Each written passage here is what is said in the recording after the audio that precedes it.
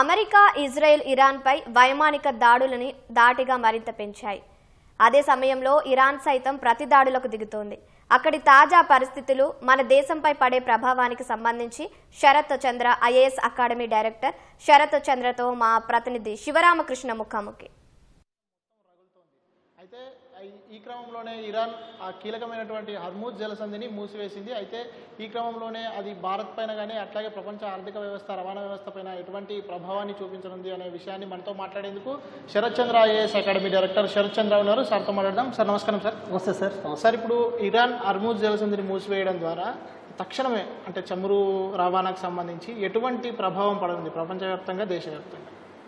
మీరు అన్నట్టుగా ఇప్పుడు స్ట్రైట్ ఆఫ్ హార్మూజ్ అనేది చాలా ఇంపార్టెంట్. ప్రపంచం మొత్తానికి కూడా 20% క్రూడ్ ఆయిల్ ఇక్కడి నుంచే వెళ్తుంది. స్ట్రైట్ ఆఫ్ హార్మూజ్ అంటే పర్షియన్ గల్ఫ్కి, గల్ఫ్ ఒమాన్కి మధ్యలో ఉంటుంది స్ట్రైట్ ఆఫ్ హార్మూజ్. అది చాలా చిన్నది, ఒక 30 మైల్స్ ఉంటుంది అంతే. దాని నుంచి వెళ్ళే ఆయిల్ అంటే వెస్ట్ ఏషియాలో దాని నుంచి చాలా ఆయిల్ అవుతుంది. ప్రపంచానికి 50%, ఇండియా 50%. ఇండియా కూడా 50% crude oil, liquefied natural gas LNG కూడా 54% దాకా వెళ్తుంది. ప్రపంచానికి అయితే 90% ఎల్ఎన్జీ అవుతుంది. ఇప్పుడు క్రూడ్ ఆయిల్ ఆగిపోవడం వల్ల వచ్చే ఎఫెక్ట్ వేరు, ఎల్ఎన్జీ వల్ల ఎఫెక్ట్ వేరు. క్రూడ్ ఆయిల్ని మనం రీప్లేస్ చేసుకోవచ్చు, వేరే వాటితో రీప్లేస్ చేసుకోవచ్చు, బట్ ఎల్ఎన్జీని రీప్లేస్ చేయలేం. ఇప్పుడు ఇండియాలో కూడా మీరు చూస్తే ఫెర్టిలైజర్స్ కానీ అలాగే పవర్ సెక్టర్ కానీ ఎల్ఎన్జీ కోసం సపరేట్గా ఇన్ఫ్రా అంతా వేరేలా ఉంటుంది. ఇది ఆగిపోవడం వల్ల ఏమవుతుందంటే మొత్తాన్ని మార్చలేం మనం. క్రూడ్ ఆయిల్ వరకు వీ కెన్ రీప్లేస్ అనమాట. అలాగే ఇంకోటి మీరు గ్లోబల్గా చూస్తే ఇన్ఫ్లేషన్ కూడా ఇంపాక్ట్ అవుతుంది. ఎందుకంటే ఈ క్రూడ్ ఆయిల్ని ట్రాన్స్పోర్టేషన్ యూజ్ చేయడం వల్ల ఈ ట్రాన్స్పోర్టేషన్లో మనం ఎసెన్షియల్ గూడ్స్, ఫుడ్ లాంటివి మూవ్ చేస్తూ ఉంటాం. ఇండియాని చూసుకోండి. ఫర్ ఎగ్జాంపుల్ ఇండియాలో మనకి బ్యారెల్ $10 పెరిగిందనుకోండి. ఫర్ ఎగ్జాంపుల్ రైట్ నో మామూలుగా మొన్నటిదాకా బ్యారెల్ ఎంత ఉంది? 73 రూపీస్ ఉంది, 73. ఈ రోజు 85 రీచ్ అయింది. ఇంకో 1 వీక్లో 100 కూడా వెళ్ళొచ్చు అని చెప్పి మనకు అనిపిస్తుంది. ఒక $10 పెరిగినా కూడా బ్యారెల్, ఇండియాలో ఇన్ఫ్లేషన్ 0.5% పెరిగిపోతుంది. Inflation, consumer price index CPI inflation పెరుగుతుంది. అలాగే మన గూడ్స్ ప్రైస్ కూడా ఎలా పెరుగుతుందంటే జీడిపి మీరు చూస్తే 2026కి మన జీడిపి ఫోర్కాస్ట్ ఎంత ఉంది? మొన్న బడ్జెట్ ఎంత చేశారంటే 7.9% చేశారు. అది కూడా 0.6% తగ్గే అవకాశం ఉంది. ఈవెన్ మన కరెంట్ అకౌంట్ డెఫిసిట్ కూడా, సిఏడి అంటారు, కరెంట్ అకౌంట్ డెఫిసిట్ కూడా జీడిపితో కంపేర్ చేస్తే మన బ్యారెల్ ఒక $10 పెరిగిందనుకోండి, 0.4% పెరిగిపోతుంది సిఏడి. దీనివల్ల ఇండియన్ రూపీ మీద ప్రెషర్ ఎక్కువ పడుతుంది. కామన్ మ్యాన్ చాలా ఎఫెక్ట్ అవుతారు. ఫెర్టిలైజర్, ఫుడ్ కాస్ట్ అని పెరిగిపోతుంది. సో ఆల్టర్నేటివ్స్ అవసరం ఎంతైనా ఉంది. ప్రపంచవ్యాప్తంగా కూడా ఆల్టర్నేటివ్ ఆయిల్ సోర్సెస్ చూడాల్సిన అవసరం ఉంది. సో అయితే ఇప్పుడు ఈ హర్మూజ్ జలసంధిని మూసేయడం, స్ట్రైట్ ఆఫ్ హార్మూజ్ని మూసేయడం, దానివల్ల అంటే ఇప్పుడు మనకు ప్రత్యామ్నాయంగా అంటే చమురు దిగుమతి చేసుకోవడానికి భారత్కి ఏ అవకాశాలు? తక్కువ అవకాశాలు ఉన్నాయండి. యాక్చువల్గా మీరు అన్నది ఇప్పుడు రైట్ నో మన ఇండియన్ గవర్నమెంట్ అయినా ఎక్స్పర్ట్స్ అదే ఆలోచిస్తున్నారు. ఈ హార్మూజ్ని కానీ క్లోజ్ చేసేస్తే అంటే ఆల్రెడీ ఇరానియన్ రెవల్యూషనరీ గార్డ్స్ ఉంటారు, ఐఆర్జీసీ అని 1979లోనే సుప్రీం లీడర్ దాన్ని స్టార్ట్ చేశారు. వాళ్ళు ఆల్రెడీ మొన్నే 5 days బ్యాకే అంటే March 2nd, 3rd strait of హార్మూజ్ని కంట్రోల్ చేస్తామని అనౌన్స్ చేశారు. వాళ్ళు ఐఆర్జీ అనౌన్స్ చేశారు. సో ఇప్పుడు ఏంటి, ఇండియా ఖచ్చితంగా ఆల్టర్నేటివ్ చూసుకోవాలి. ఆల్టర్నేటివ్ అంటే 2 రకాలు ఉంటాయండి. ఒకటి, ఈ వెస్ట్ ఏషియా నుంచే తీసుకురావాలంటే గల్ఫ్ ఆఫ్ మన హార్మూజ్ని టచ్ చేయకుండా తీసుకురావాలంటే ఒక రెడ్ సీని ద్వారా ఇలా తెచ్చుకోవచ్చు. Red sea, gulf of Aden నుంచి అలాగా అరేబియా సీ వచ్చేస్తుంది. ఇంకోటి ఏంటంటే ఈ స్ట్రైట్ ఆఫ్ హార్మూజ్ టచ్ చేయకుండా డైరెక్ట్గా గల్ఫ్ ఆఫ్ ఓమన్ ఇలాగా అంటే సౌదీ అరేబియా, యూఏఈ నుంచి గల్ఫ్ ఓమన్కి వెళ్ళొచ్చు. అండ్ ఆయిల్ పైప్ ఉంది కూడా. సౌదీ అరేబియాలో east west oil pipe line ఉంది. ఆ ఈస్ట్ పైప్ లైన్ అనేది రెడ్ సీ దాకా వస్తుంది. యూఏఈ నుంచి కూడా ఆయిల్ పైప్ లైన్ ఉంది, పార్బస్ అని చెప్పి ఓమన్కి వస్తుంది. బట్ ఈ రకంగా మనం కొంతవరకు తగ్గించుకోవచ్చు, కానీ మ్యాక్సిమం అది రీప్లేస్ చేయలేమండి. దానికి ఏం చేయాలంటే ఇంకోటి, రష్యాతో ఏదైతే ఆయిల్ డీల్ రీసెంట్గా మనం ఆపేసామో దాన్ని రెన్యూ చేసుకోవాలి. రష్యా నుంచి ఆయిల్ మళ్ళీ తేవాల్సిన అవసరం ఉంది. ఈవెన్ లాటిన్ అమెరికా, మీరు లాటిన్ అమెరికా తీసుకుంటే లాటిన్ అమెరికాలో కూడా బ్రెజిల్ నుంచి, వెనిజులా నుంచి, గయానా నుంచి కూడా మనం ఇంపోర్ట్ స్టార్ట్ చేయాలి. ఈవెన్ ఆఫ్రికా, ఇదంతా ఆఫ్రికా, ఇటు పక్కన ఆఫ్రికా ఉంటుంది ఈజిప్ట్ నుంచి. ఆఫ్రికాలో కూడా వెస్టర్న్ ఆఫ్రికా నుంచి కూడా మనం ఇంపోర్ట్ స్టార్ట్ చేయాలి. యూఎస్ఏ నుంచి కూడా తెచ్చుకోవాలి. సో ఇలాగా వేరే కంట్రీస్ నుంచి తీసుకొని రావాలి. అండ్ ఈ ప్లేస్లో నేను చెప్పిన రెడ్ సీ నుంచి ఓమన్ తీసుకోవాల్సిన అవసరం ఉంది. ఇంకోటి, ఎనర్జీని మనం డీకప్లింగ్ చేయాలి. డీకప్లింగ్ అంటే ఆయిల్ మీద డిపెండ్ అవ్వకుండా మనం గ్రీన్ హైడ్రోజన్ అని అలాగే న్యూక్లియర్ పవర్ నుంచి కూడా రీప్లేస్ చేసే అవసరం ఉంది. ఇవన్నీ చేస్తే ఖచ్చితంగా మనం దాని నుంచి బయట రాగలం.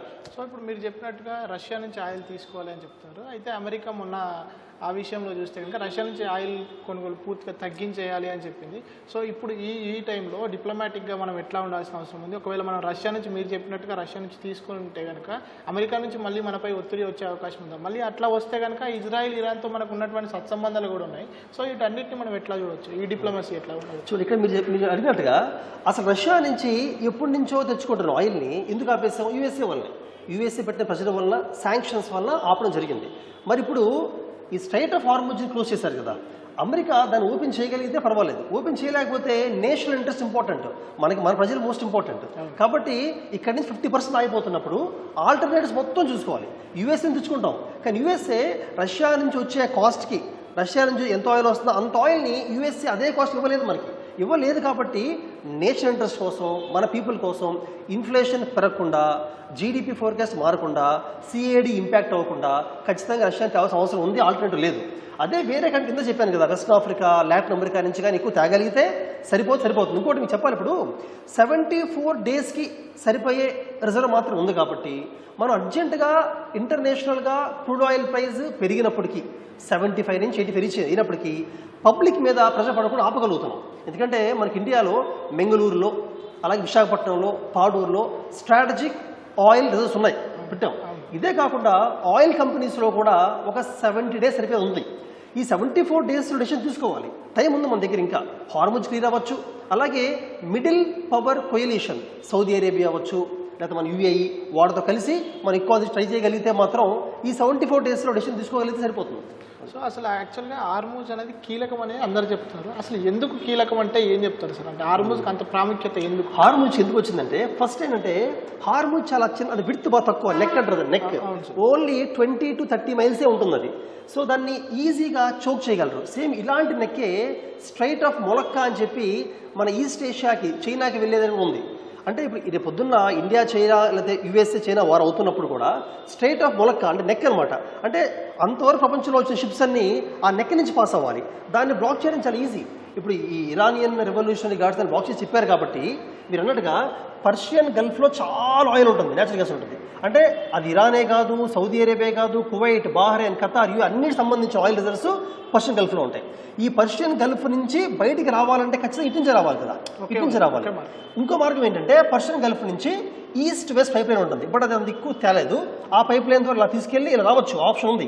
లేదా యూఏఈకి సంబంధించిన ఆయిల్ రిజర్వ్స్ని డైరెక్ట్గా ఇలా ఒమన్ నుంచి ఇలా గల్ఫ్ తీసుకెళ్ళిపోవచ్చు. కానీ అలా తీసుకెళ్లే పైప్ లైన్ కెపాసిటీ బాగా తక్కువ ఉంది, ఎవరైతే ఊహించలేదు. కాబట్టి రేపు పొద్దున్న పైప్ లైన్స్ బాగా పెంచి అసలు ఈ పర్షియన్ గల్ఫ్ ఆయిల్ మొత్తాన్ని కూడా మనం ఈస్ట్ వెస్ట్ పైప్ లైన్, హర్షా పైప్ లైన్ తీసుకెళ్ళగలిగితే అప్పుడు దీని ప్రాముఖ్యత తగ్గిపోతుంది. బట్ దానికి టైం పడుతుంది. ఆ ఇన్ఫ్రాస్ట్రక్చర్ క్రియేషన్కి బాగా టైం పడుతుంది. సో ఇంకొకటి సార్, అంటే దీంతో పాటు యుద్ధం జరుగుతున్న పరిస్థితిని చూస్తే కనుక ఇరాన్లో రహస్య అనుస్థావరం ఏదైతే ఉందో దానిపైన దాడి చేసిన తర్వాత కొంచెం లీక్ అవుతుందని చెప్పి కూడా ఇరాన్ కూడా ప్రకటించింది. ఇజ్రాయెల్ చెప్పడంతో ఇరాన్ కూడా ప్రకటించింది. సో అది జరిగితే అక్కడ ఇరాన్ ప్రజలకి లేదంటే ఆ చుట్టుపక్కల ఉన్న దేశాలకు కానీ ఎటువంటి ఇబ్బందికర పరిస్థితులు ఉంటాయి? ఖచ్చితంగా న్యూక్లియర్ ఇన్స్టాలేషన్ మీద ఎప్పుడైనా ఇంపాక్ట్ అయితే, రీసెంట్గా ఆపరేషన్ సింధూర్లో కూడా మీరు చూస్తే పాకిస్తాన్లో ఉన్న న్యూక్లియర్ ఇన్స్టాలేషన్ అటాక్ చేయడం జరిగింది. మనం అది దానివల్లనే ప్రపంచవ్యాప్తంగా అందరూ కూడా ఓకే, దాని నుంచి వచ్చే న్యూక్లియర్ రేడియేషన్ వల్ల ఎంతోమంది చనిపోతారు. పాకిస్తానే కాదు, వెస్టర్న్ ఇండియా ఇంపాక్ట్ పడుతుంది. అప్పుడు ఆపేసాం. మన అటాక్ని ఆపడానికి అదో కారణం. కానీ ఇరాన్లో ఇంకా న్యూక్లియర్ వెపన్స్ తయారు చేసే అంత ఎన్రిచ్మెంట్కి యురేనియం 230 రీచ్ అవ్వలేదు, ఇంకా రీచ్ అవ్వాల. 60% ఇచ్చింది అంటున్నారు. 90% రీచ్ అయి ఉంటే ఖచ్చితంగా దాని రేడియేషన్ ఇంపాక్ట్ ఎక్కువ ఉంటుంది. యాజ్ ఆఫ్ నో దాని నుంచి వచ్చిన లీక్ వల్ల ఇరాన్ దాటి బయటికి వెళ్ళే ఆ ఇంపాక్ట్ అంత ఎక్కువ ఉండదని నేను అనుకుంటున్నాను. Okay sir. ఇంకొకటి అంటే ఇప్పుడు ఈ దేశాల్లో, ఇరాన్లో కానీ ఇజ్రాయెల్లో కానీ భద్రతా పరిస్థితులు చాలా క్షీణించిపోయాయి. సో ఆ దేశాల్లో ఉన్నటువంటి భారతీయుల కోసం మన భారత ప్రభుత్వం ఎటువంటి నిర్ణయాలు తీసుకోవడము, వాళ్ళు తీసుకురావడానికి ఎటువంటి సహాయక చర్యలు చేపట్టాలని మీరు అనుకుంటున్నారు?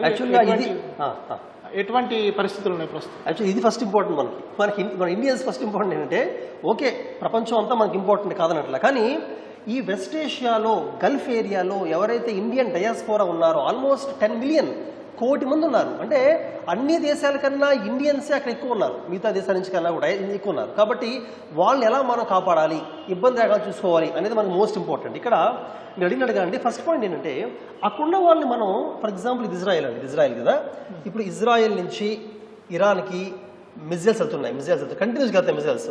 అలాగే ఇరాన్ నుంచి సౌదీ అరేబియాకి, ఇరాన్ నుంచి యుఏఈకి ఖతర్ మిజైల్స్ వస్తున్నాయి. మీరు చూస్తే ఇలా వెళ్తున్నాయి మిజైల్స్, ఇలా వస్తాయి మిజైల్స్. ఇలా రావడం వల్ల ఏమవుతుందంటే ఎయిర్ స్పేస్ మొత్తం బాగా డేంజర్లో పడింది, ఎయిర్ స్పేస్. అందుకని మన ఇండియన్స్ని ఎయిర్ రూట్ ద్వారా తేడం చేయకూడదు, అసలు చేయకూడదు. మిజైల్స్ ఇప్పుడు అర్థం అవ్వట్లేదు. కాబట్టి రెండే మిగిలాయి, sea route, land route. Land route ఏంటి యాక్చువల్గా ఇది పెట్టడానికి కారణం ఏంటంటే, ల్యాండ్ రూట్ ఏంటంటే జార్డన్ నుంచి మనం తీసుకురావచ్చు, సౌదీ అరేబియా నుంచి తీసుకురావచ్చు ల్యాండ్ రూట్లో. ఇందా చెప్పిన విధంగా గల్ఫ్ ఆఫ్ ఒమెన్లో, గల్ఫ్ ఆఫ్ అడెన్లో ఈ 2 ప్లేసులు ఆడి మనం మన నేవల్ షిప్స్ పెట్టాం, మన ఫ్రిగేట్స్ని అలాగే డెస్ట్రాయర్స్ని పెట్టి మనం రూట్ ద్వారా తీసుకురాగలం. అంటే సీ రూట్ ద్వారా తేగలము, ల్యాండ్ రూట్ ద్వారా కూడా తేగలము. అవే ట్రై చేయాలి, కానీ ఎయిర్ రూట్ అయితే అవకాశం లేదు. ఆల్రెడీ మన government of India, ministry of external affairs MEA 24/7 help లైన్ని, కంట్రోల్ రూమ్ని ఢిల్లీ ఎస్టాబ్లిష్ చేసింది. ఈ ప్లేస్లో ఎంతమంది ఫోన్ చేసినా కూడా రిసీవ్ చేసుకునే కెపాసిటీ మనకు ఆల్రెడీ ఉంది, హెల్ప్ లైన్ ఉంది. ఆపరేషన్ సంకల్ప్ మీరు చూసి అంతకుముందు కూడా ఆపరేషన్ గంగా అని, ఆపరేషన్ వందే భారత్ అని, ఇటువంటి కండిషన్స్లోనే మనం చాలా సక్సెస్ఫుల్గా ఇవాక్యువేట్ చేయగలిగాం ఇండియన్ డయాస్పోరాని. ఈసారి ఆపరేషన్ సంకల్ప్ ద్వారా కూడా ఇవాక్యువేట్ చేయగలుగుతున్నాము, అక్కడ పరిస్థితుల్ని లైవ్ తెలుసుకోగలుగుతున్నాము, ల్యాండ్ సీ రూట్ వాడగలుగుతున్నాము, అక్కడ ఇబ్బందులు కూడా సాల్వ్ చేయగలుగుతున్నాము. అండ్ బ్యాక్ ఛానల్ డిప్లొమసీ ద్వారా మన జైశంకర్ గారు, మన external minister, back channel diplomacy ద్వారా ఇప్పుడు అన్ని కంట్రీస్తో మాట్లాడుతున్నారు. అక్కడ ఎంబసీస్ అన్ని అలర్ట్గా ఉన్నాయి, ఎంబసీస్ డైరెక్ట్ హెల్ప్ చేస్తున్నాయి పీపుల్కి. ఈవెన్ ఇరాన్లో నిన్న అంటే మొన్న ప్రైమ్ మినిస్టర్ మోడీ గారు ట్రంప్తో మాట్లాడారు, సౌదీ అరేబియా యూఏతో మాట్లాడారు. నిన్న జైశంకర్ గారు ఇరాన్లో ఉన్న ఇంపార్టెంట్ డిప్లొమసీ వాడడం జరిగింది. సో మనం ఏ ప్రాబ్లం లేకుండా మన భారతీయుల్ని బయటకు తేగలుగుతాము, అక్కడ ఉన్నా కూడా సేఫ్ చూసుకోగలుగుతాం. సో మనం చూస్తే ఇజ్రాయెల్తో మనకి ఎప్పటి నుంచో మంచి సంబంధాలు ఉన్నాయి, ఇరాన్తో కూడా ఉన్నాయి. సో ఇరాన్తో దౌత్యపరంగా ఏదైతే వ్యూహాత్మకంగా ఒకటైనటువంటి చబహార్ పోర్ట్ ఏదైతే ఉందో, ఇప్పుడు దానిపైన ప్రభావం ఏ విధంగా ఉండే అవకాశం ఉంది సార్? చబహార్ పోర్ట్ యాక్చువల్గా చబహార్ పోర్ట్ అనేది ఇప్పుడు మెయిన్ హాట్ టాపిక్గా మారింది. ఏమైందంటే మీరు చూస్తే ఇప్పుడే కాదు, ఆల్మోస్ట్ లాస్ట్ 2-3 ఇయర్స్ నుంచి కూడా USA ఇరాన్ పైన శాంక్షన్ విధించడం వల్ల ఇండియాని ఇరాన్లో ఇన్వెస్ట్ చేయొద్దు అని ప్రెషర్ పెడుతుంది, శాంక్షన్స్ ఉన్నాయి. కానీ ఇండియా ఆల్రెడీ చబహార్ పోర్ట్కి ఎంతో ఇన్వెస్ట్ చేసింది కాబట్టి ఈ సంవత్సరం 2026 ఏప్రిల్ దాకా కూడా USA మనకి వేవర్ ఇచ్చింది. వేవర్ అంటే ఏప్రిల్ దాకా మనం ముందుకు వెళ్ళొచ్చు, ఏప్రిల్ నుంచి ఆపేయాలి, ఎలాంటి ఇన్వెస్ట్ చేయకూడదు. కానీ ఇప్పుడున్న యుద్ధ పరిస్థితి చూస్తే ఇమీడియట్గా ఆపాల్సిన పరిస్థితి కనిపిస్తుంది. మీరు అబ్జర్వ్ చేయండి, మొన్న ఇండియా బడ్జెట్లో చాలా సర్ప్రైజింగ్గా చబహార్ పోర్ట్కి మనం బడ్జెట్ జీరో ఇచ్చాం. జీరో ఇన్వెస్ట్మెంట్ ఏమో అసలు మన బడ్జెట్ అంటే ఎగ్జిట్ అవుతున్నాం, బయటకు వచ్చేస్తున్నామా అంటే బయటికి రావట్లేదు అని చెప్పి మన ఎక్స్టర్నల్ అఫైర్స్ మినిస్టర్ చెప్పడం జరిగింది. బయటికి రావట్లేదు. ఫ్యూచర్ చబహార్ పోర్ట్ మనకి ఇంపార్టెంట్. అసలు మీరు చూస్తే ఇరాన్ని గోల్డెన్ గేట్వే అంటారు. ఇటుపక్కి సెంట్రల్ ఏషియాకి, వెస్ట్ ఏషియాకి, రెండుకి సెంట్రల్ ఏషియా, వెస్ట్ ఏషియాకి గోల్డెన్ గేట్వే. అటువంటి ఇరాన్ వదులుకోవడం వల్ల ప్రాబ్లం వస్తుంది. ఏంటంటే ఇరాన్ చైనా పాకిస్తాన్ యాక్సెస్లో కానీ కలిసిపోయింది అనుకోండి, ఆల్రెడీ చైనా పాకిస్తాన్ యాక్సెస్ మనకు థ్రెట్టే ఫ్యూచర్లో. ఇప్పుడు మన ఇరాన్ కానీ దూరం చేసుకుంటే, ఇరాన్ దాన్ని కలిసిపోతే, Iran China Pakistan access form అయితే మనకు చాలా ఫ్యూచర్లో చాలా ప్రాబ్లం అవుతుంది. కాబట్టి దాన్ని దూరం చేసుకోలేము. కానీ ఇండియా ఒకప్పుడులాగా ఐసోలేషన్లో కాకుండా స్ట్రాటజిక్ రియలిజం, మొన్నటిదాకా మనం ఫాలో అయింది ఏంటి, స్ట్రాటజిక్ అటానమీ అటానమీ అంటే ప్రపంచంలో ఏం జరుగుతున్నా కూడా మనకి ఇంపాక్ట్ లేని దాకా మనం ఎంటర్ అవ్వం. బట్ ఇప్పుడు రియలిజం ఫాలో అవుతున్నాం. అంటే ఈ middle power coalition Saudi Arabia యూఏతో రిలేషన్ పెంచుకోవాల్సిన అవసరం ఉంది. అలా పెంచుకుంటేనే సీ లేన్స్ అన్నీ కూడా సెక్యూర్ చేసుకోగలం. ఇప్పుడు మన ఆయిల్ ట్యాంకర్స్ ఇండియాకి రావాలి అంటే మనకి ఎస్కార్ట్ అవసరం, ఎస్కార్ట్. కాబట్టి ఈ మిడిల్ పవర్ కొయలిషన్ సంబంధాలు లేవనుకోండి, మనకు ఎస్కార్ట్ ప్రొవైడ్ చేసి కష్టం అవుతుంది. అలాగే ప్రస్తుతం ఇరాన్ని మనం ఎటువంటి విధంగా ఇరాన్తో కొంచెం ముందుకు వెళ్ళాలని ట్రై చేసినా ప్రపంచం మొత్తం, ఈవెన్ వెస్ట్ ఏషియా, ఇజ్రాయెల్తో ఇండియా చాలా క్లోజ్గా ఉంది. మన డ్రిప్ ఇరిగేషన్ కానీ, డెజర్ట్స్లో ఎలా టెక్నాలజీ కానీ, డిఫెన్స్ కానీ, ఈవెన్ కల్చరల్గా కూడా ఇజ్రాయెల్ మనకు చాలా క్లోజ్. కాబట్టి అందుకనే ఇరాన్తో చబార్ పోర్ట్ ఆపడం జరిగింది ప్రస్తుతానికి. అది చాలా ఇంపార్టెంట్. మిగతా వాళ్ళతో మనం క్లోజ్ అవ్వడం ట్రై చేస్తున్నాం. సో ఇప్పుడు మొత్తంగా చూస్తే కనుక సార్, భారత్ ఎటువంటి దౌత్యపరంగా వ్యూహాత్మకంగా ఎట్లా వ్యవహరించాల్సిన అవసరం ఉంది మొత్తం ప్రపంచవ్యాప్తంగా ఈ యుద్ధ దేశాలతో పాటు మిగతా దేశాలతో కూడా? ఓకే, చూడండి, ఇప్పుడు దీని ఎగ్జాంపుల్గా తీసుకొని మనం ఓవరాల్గా మన ఫారెన్ పాలసీని కొంతవరకు చేంజ్ చేసే అవసరం ఉంది. ఫర్ ఎగ్జాంపుల్, మనం అరేబియన్ సీలో మన నేవల్ ప్రజెన్స్ని చాలా ఇంక్రీజ్ చేయాలి. అరేబియన్ నేవల్ ప్రజెన్స్ని మన నేవీ ఇంకా స్ట్రాంగ్ అవ్వాలి. యూఎస్ ఎలా అయితే ఇండియన్ ఓషన్లో స్ట్రాంగ్ అయిందో, చైనా ఎలా అయితే ముందుకు వస్తుందో, ఇండియా కూడా ఇంప్రూవ్ చేయాలి. అప్పుడు రేపు పొద్దున ఎటువంటి ప్రాబ్లం వచ్చినా కూడా మన నేవీ మన మన మన పీపుల్ డైస్పై బయట తీసుకురాగలుగుతుంది అండ్ ఇంపాక్ట్ చూసుకోగలుగుతుంది. సెకండ్, మనం ఈ సిచ్యువేషన్ గ్రహించి ప్రపంచంలో ఉన్న చాలా దేశాల నుంచి oil and LNG import start చేయాలి. అంటే ఒక 3 or 4 కంట్రీస్ నుంచి ఎక్కువ తేడం కాకుండా డివైడ్ చేసుకొని, డైవర్సిఫై చేసుకొని, వెస్ట్ ఆఫ్రికాతో, లాటిన్ అమెరికాతో, రష్యాతో, యూఎస్ఏతో బ్యాలెన్స్ చేసుకుని వెళ్ళాలి. అండ్ నేషనల్ ఇంట్రెస్ట్ అనే దాన్ని ప్రపంచం అంతా యాక్సెప్ట్ చేస్తుంది. ఇండియా నేషనల్ ఇంట్రెస్ట్కి అగైనెస్ట్గా వెళ్ళదు కదా యూఎస్ఏతో క్లోజ్ అవ్వాలన్నా కూడా. అలాగే ఇండియా మొన్నటిదాకా కూడా అంటే ఇరాన్తో, ఇజ్రాయెల్తో, యూఎస్ఏతో ఈక్వల్ రిలేషన్ ట్రై చేసింది. కానీ ఇంకా ముందు అది కష్టం. మన నేషన్కి ఏది ఇంపార్టెంటో అది తీసుకుంటూ వెళ్ళాలి. అలాగే ఫ్యూచర్లో మనం ఎటువంటి కంట్రీస్ రిలేషన్ పెంచుకోవాలంటే గ్రీన్ హైడ్రోజన్ కానీ, న్యూక్లియర్ ఫ్యూయల్ కానీ, న్యూక్లియర్ పవర్ ఎవరైతే సప్లై చేయగలుగుతారో, ఎవరైతే టెక్నాలజీ ఇవ్వగలుగుతారో అటువంటి వాళ్ళు రిలేషన్ పెంచుకునే అవసరం ఉంది. ఎందుకంటే లాంగ్ టర్మ్లో ఆయిల్ మీద డిపెండ్ అయితే ఇప్పటికే మన ప్రాబ్లమే. Thank you sir. Thank you. So ఇవి మొత్తంగా శరత్ చంద్ర గారు చెప్తున్నటువంటి విషయాలు. గ్రీన్ హైడ్రోజన్ అట్లాగే ఫ్యూయల్కి సంబంధించి వివిధ దేశాలతో ఎక్కువగా సత్సంబంధాలు మెయింటైన్ చేస్తే భారత్ మరింత వ్యూహాత్మకంగా వ్యవహరించాల్సిన అవసరం ఉందని, అట్లాగే ఆ విధంగా చేస్తేనే భారత్ మరింత ధీటుగా ప్రపంచానికి తయారవుతుందని చెప్పి చెప్తున్నారు. కెమెరామెన్ దేవేందర్తో శివరామ్ కృష్ణ ప్రసాద్, ఈటీవీ న్యూస్, హైదరాబాద్.